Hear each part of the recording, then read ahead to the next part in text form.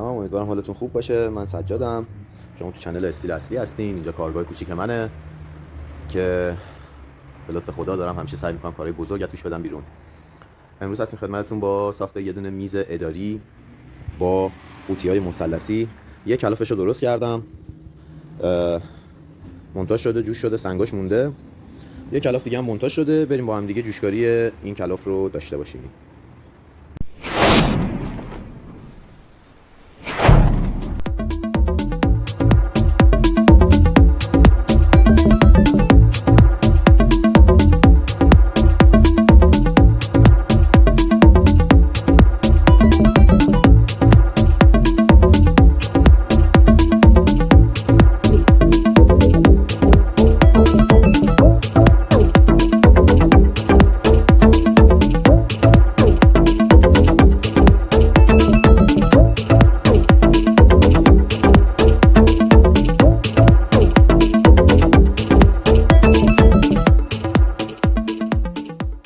خب هر دو تا کلاف آماده شد، جوشکاریاش انجام شد.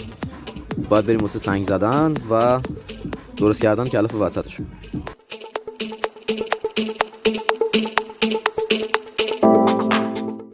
اینم تموم شده یه میزمون، جوشکاریش تموم شد، سنگ زدنش تموم شد. حالا باید برم سر وقت رنگ آمیزیش. اینم کیفیت سنگایی که زدیم.